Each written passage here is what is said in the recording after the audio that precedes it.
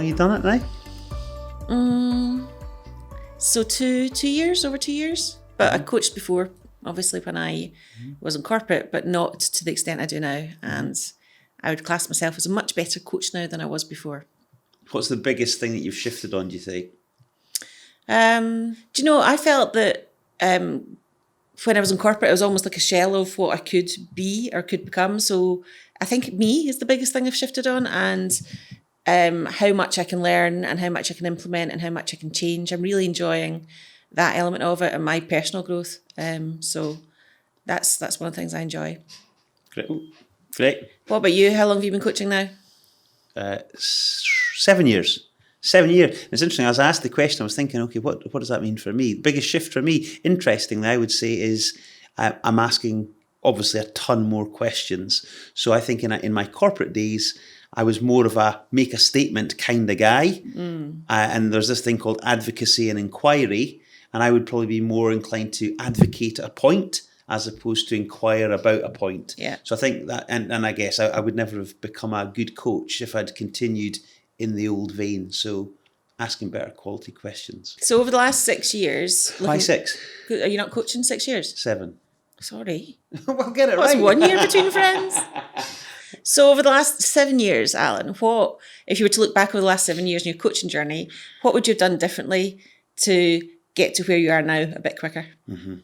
I would say it's allowing myself to be myself quicker than I did. Because in those early stages, when you're just learning stuff, you're almost rote learning, the system, you're rote learning the kind of questions, a bit more clunky. And I think just almost relaxing into who I am, my own style, I would have probably done that a little bit quicker. That for me is a big thing for anyone who's a coach, or actually anyone who's a leader of a manager of a business, is actually, look, find your style and do it in your way. Now, there are some things to do, so there's kind of framework that you can follow, but you can still do it in your own style. And I think that would be a big takeaway for me. So how have you found Zoom coaching as opposed to the traditional face-to-face coaching, which I know you were doing beforehand? Yeah, well, once I got over my fear of technology, which isn't away completely, it actually works really well. So before I'd be working from a laptop, whereas now I've got 3 screens at home. And okay, sometimes I get it wrong, but it just makes life so much easier. I had, head trash about having to be in front of somebody. And I think it is important to build that kind of relationship and see people from time to time. But I found it much easier than I thought I would have done over the last few months.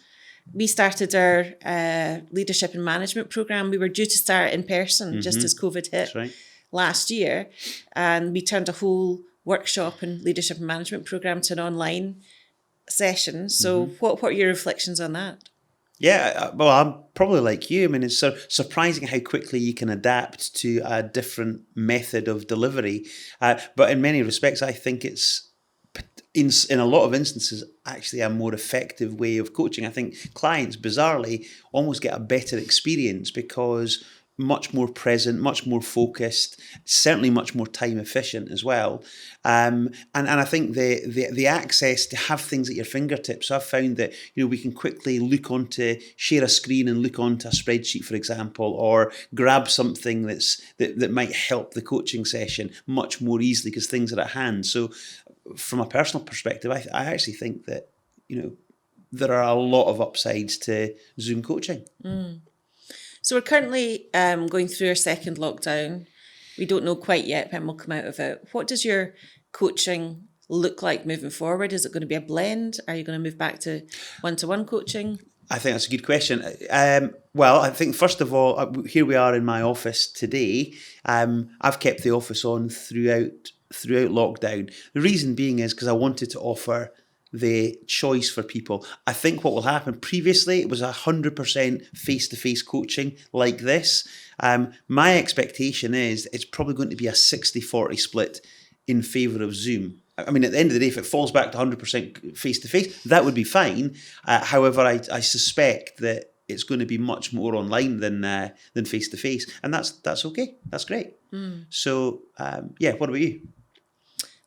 I like online. I'm enjoying coaching online. So I think, primarily that will be my first port of call is online coaching. Clearly, when we're delivering workshops to teams, it might be better to do that in person when we're allowed to, when we can get back face to face. But actually, the efficiency of coaching online is what I like. Not having to go and drive somewhere or park, or the clients come to us and have to do that. So I think primarily it'll be online. I think one of the downsides of this is the sense of community that people used to have. We still have, but we've kind of moved to an online environment. But the idea of getting away for the day for our Growth Club 90-day planning session, for example, actually one of the big benefits of that kind of a day, yes, the content and the things that we do in it, but just this sense of camaraderie and meeting up with people and having those conversations at the coffee break and at lunch. That's the thing that a lot of people have definitely missed and can't really be replaced by an online Zoom bar on a Friday. That helps, but nothing can replace the human-to-human interaction. So looking forward to getting that back. And you touched on community there. It's such a big part of Action Coach. I don't know how much people know about it that aren't involved in Action Coach. Can you tell us a bit more about the community within Action Coach? Well, I guess in simple terms, you've got business owners who, if they're not part of a group, if they've not got like-minded people around them, it can be a really lonely place. So the idea of bringing people together who get it, who it's hard to talk to your wife or your husband if they're not in the same kind of environment as you, and so to kind of be able to speak with other people, I think that's hugely beneficial. And people are helping each other out. They're doing business with each other, and I guess just cheering each other on and pulling people back up when they're a bit down. And for me, it's an essential part of what we do, is just be the catalyst for bringing people together. Loads of value in that. Yeah, and one of the things we really used to enjoy was BizX, the conference that we take clients to every year. We're running a virtual conference this year at the end of April for a couple of days. Have you seen who's been announced as some of the speakers? Speakers, honestly unbelievable, isn't it? Yeah. Who's your favourite? Well, my kids are most excited about the host, Stephen Mulhern, but he's not a speaker. But I think it was announced that Lord Sugar is going to be one of the speakers, which really blew me away. Seth Godin, can't wait to hear from him. Brad's always really good. Phil Hesketh, just an amazing array of speakers to enjoy. I think it's 16 speakers, and over a 2-day event. It's not just going to be a Zoom sit in front of the screen and look at it. It's going to be it's probably going to be one of the best ever online hosted events. So with quality like we've got there, I think it's going to be phenomenal. Yeah. Phenomenal. Looking forward to it. Yeah. I actually sat with someone the other day who's, I was telling him about BizX, and he said, Yvonne, I don't think I can manage to take 2 days out of the business. I said, well, great idea as to why you should get an action coach. He walked into that one.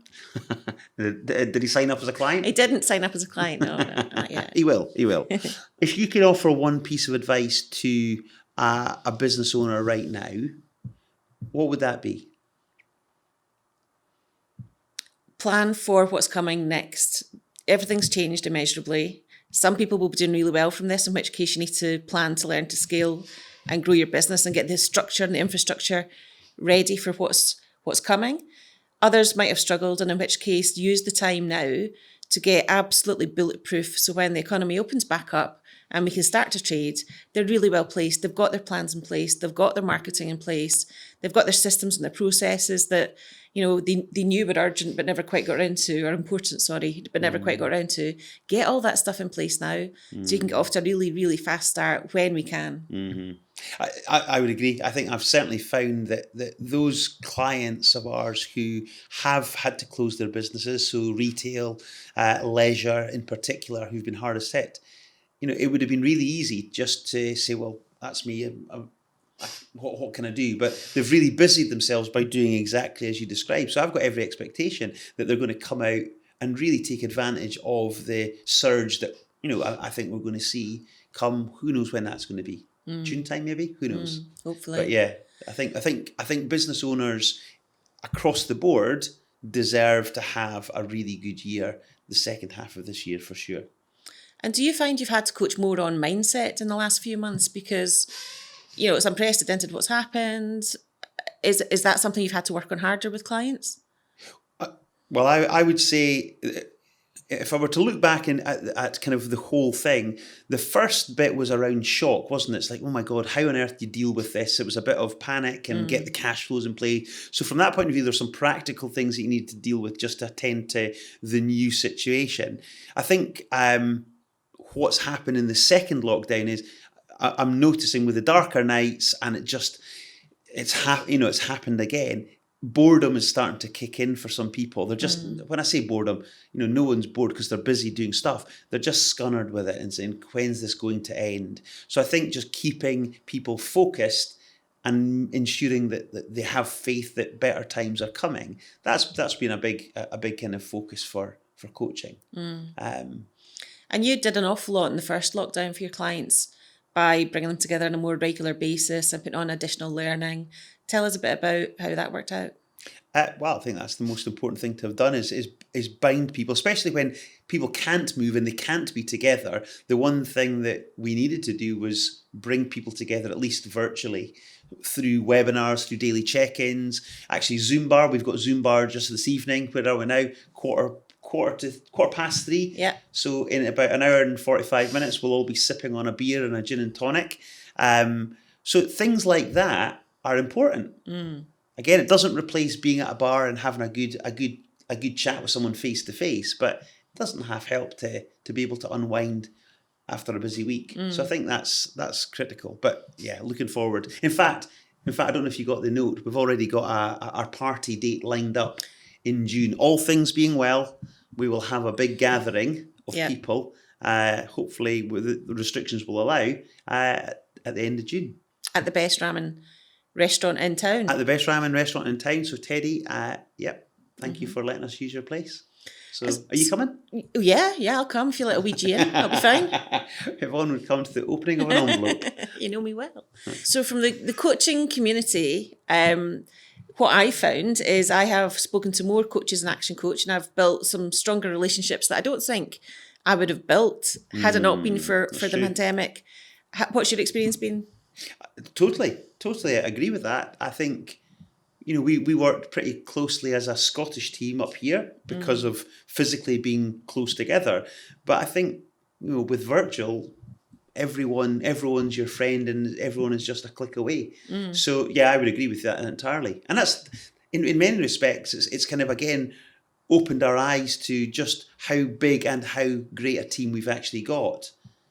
The guys down in London, for example, can just as easily host. In fact, you did it today, didn't you? You hosted a webinar today. Yeah, with one of the London coaches. Well, there you go. So amazing. Yeah, and do you know what? The people on the webinar appreciated. One of the girls said, "Can I please go into a breakout room with some of the Scottish people? I just want to hear a different perspective." They really enjoyed the fact that they were mixing with different geographies, I guess. Mm-hmm. Well, there you go. I mean, there's one of the benefits already of lockdown. Okay, it's been a crap time that we wouldn't really have wished on anyone, but it's happened, and there are some good things that come out of it. So yeah, great. From your point of view, Yvonne, which are the groups that you're part of that you found to be particularly helpful to you since you started your coaching journey? Out with the Action Coach community. So I guess I will start. The Action Coach community has been just massively more supportive than I even thought about. I remember, when I was still working in corporate and you were at Action Coach, we had a discussion and I couldn't get my head around why would you want to have a franchise? And now, of course, I'm there and I understand the benefit of it. So Action Coach have been fantastic and continually up their game to support us by putting on extra conferences, webinars, additional coaching. Just hats off to them. They've been fantastic. Over and above that, the groups that I've enjoyed is a group that I've been participating in more, certainly in the second half of last year. And it's a really great bunch of professional people with no agenda other than to support each other. It's not like a BNI where you have to get referrals or there's an expectation for one-to-ones. It really just is a group of people looking to help each other. So that's been really useful. And that's Belinda Roberts, isn't it? She's done a great job. She has done a fantastic job and continues to. I think she's looking to expand the membership again, but she has a real great process of who she'll who she wants in We Do and the type of business in We Do, which is testimony to, the rigor she puts into making sure she gets the right people on board. Yeah. And again, she's just launched a survey as well, just effectively lobbying government around the support that the Scottish Government are giving, I guess, to business in particular. Yeah. Which I believe that, I think it's an excellent thing to have done. So good on her for being proactive, right? Yep, she's a really proactive figure, very influential. It works in a lot of circles where, she's really speaking to the people that make changes. So I'm sure if there's anyone that can make an influence or make a difference, it will be Belinda. One organisation that you're part of, which I'm not allowed to be part of, is Women in Business. Well, I think you probably are allowed to be part of, yep, regardless. Are there any men in that? I don't know if there are any men in the membership, but certainly when I've presented at conferences over the last 2 or 3 years, there have been men in attendance at the conferences. So it's they're not excluded. All right. So, okay. But yeah, I've worked with Lynn Kennedy from Business Women Scotland for, I guess, 3 years now. So I've been presenting at some conferences, usually around about team or leadership.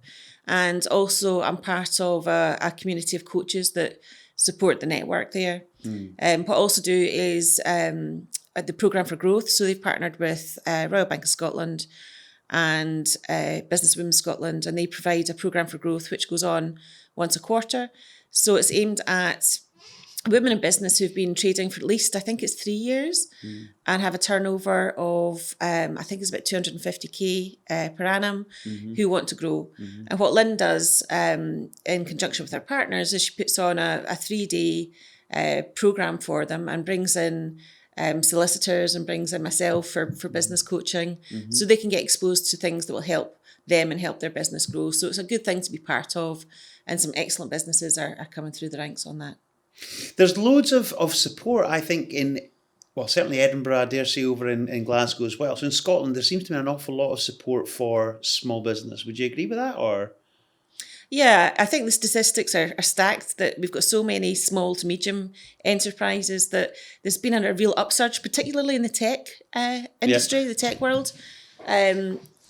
Because Scotland are continually producing some excellent startups in the technology field, but there's a load of support out there from, the smallest businesses through Business Gateway. They help people or will put on additional support for people. They have people they can bring in to help businesses, through to grant bodies, funds that are available.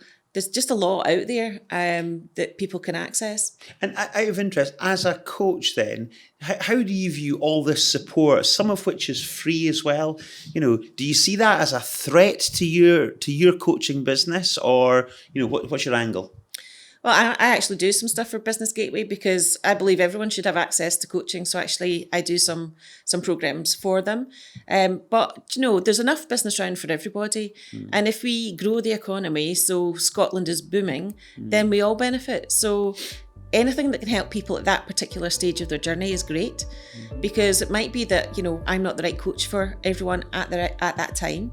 So at some point in their business journey, I would love to help them if it's appropriate, but it doesn't always have to be me. As long as they're getting the right support for them from the right person at that time, there's enough there for us all to go around if we all help each other. Yeah, good for you.